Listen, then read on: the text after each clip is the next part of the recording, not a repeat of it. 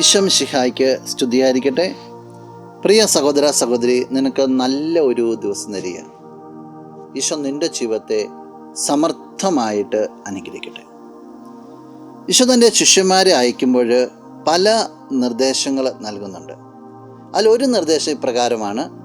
വിശുദ്ധ മത്തായി അറിയിച്ച സുവിശേഷം 10-ാം അധ്യായം 8-ാം തിരുവചനം: രോഗികളെ സുഖപ്പെടുത്തുകയും മരിച്ചവരെ ഉയർപ്പിക്കുകയും കുഷ്ഠരോഗികളെ ശുദ്ധരാക്കുകയും പിശാചുക്കളെ ബഹിഷ്കരിക്കുകയും ചെയ്യുവിൻ.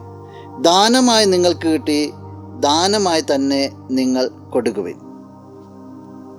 പലതരത്തിലുള്ള കഷ്ടതകളെ കഴിയുന്നവരെ ഉയർപ്പിക്കുവാനും ബലപ്പെടുത്തുവാനുമായിട്ടാണ് ഈശോ പറയുക. എന്നിട്ട് പറയുക, നിങ്ങൾക്കിതെല്ലാം ദാനമായിട്ട് കിട്ടിയത് നിങ്ങൾ ദാനമായിട്ട് കൊടുക്കണം. നിങ്ങൾ എനിക്ക് പകരം നിന്നുകൊണ്ട് മറ്റുള്ളവരെ ഉയർത്തണം, ബലപ്പെടുത്തണം. ഇന്ന് സഭ ഈ ദൗത്യം ചെയ്തുകൊണ്ടിരിക്കുക. നിൻ്റെ ചുറ്റുമുള്ള വിളിക്കപ്പെട്ടവരെല്ലാം ഇത് തന്നെ ചെയ്തുകൊണ്ടിരിക്കുക. ക്രിസ്ത്യാനി എന്ന നിലയിൽ ക്രിസ്തുവിൻ്റെ അഭിഷേകത്തിൽ കടന്നു വന്ന വ്യക്തിയായ നിന്നിലും പ്രവർത്തിക്കേണ്ടത് ഇതേ അരൂപിയ. നിന്നിൽ നിന്ന് പുറത്തോട്ട് വരേണ്ടത് നന്മ ഇത് തന്നെയാണ്. ചുറ്റുപാടുമുള്ളവരെ കഴിയുന്ന രീതിയിലെല്ലാം ഉയർത്തുക, കഴിയുന്ന രീതിയിലെല്ലാം ബലപ്പെടുത്തുക നിൻ്റെ ദൗത്യമാണ്. ഇന്ന് വിലയിരുത്തുകയും പ്രാർത്ഥിക്കുകയും ചെയ്യണം. നിൻ്റെ ഈ ബലപ്പെടുത്തൽ എത്രത്തോളമൊക്കെ ഉണ്ട്, എത്രത്തോളം മുന്നോട്ട് പോകാൻ സാധിക്കുന്നുണ്ട്. എത്ര പേര് നിന്നെ നോക്കിക്കൊണ്ട് നീ ഉള്ളത് കൊണ്ടാണ് എൻ്റെ ജീവിതം ഇത്രത്തോളം ഉയർത്തപ്പെട്ടത് എന്ന് നിന്നോട് പ്രഖ്യാപിച്ചിട്ടുണ്ട്. ഒന്ന് വിലയിരുത്തുക. നമുക്ക് പ്രാർത്ഥിക്കാം. കണ്ണുകൾ അടച്ചൊന്ന് കരങ്ങൾ.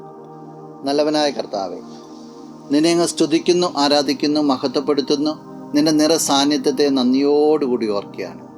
ഈ വ്യക്തിയെ അനുഗ്രഹിക്കണമെന്ന് പ്രാർത്ഥിക്കുന്നു. ഈ വ്യക്തിക്ക് മറ്റുള്ളവരെ നിൻ്റെ നാമത്തിൽ ഉയർത്തുവാനായിട്ട് ബലപ്പെടുത്തുവാനായിട്ട് സാധിക്കട്ടെ എന്ന് പ്രാർത്ഥിക്കുകയാണ്. ഈ ദിവസത്തിന് വേണ്ട കൃപകൾ, നന്മകൾ, സംരക്ഷണം എല്ലാം നൽകണമേ, ഇപ്പോഴും എപ്പോഴും എന്നേക്കും. ആമേൻ.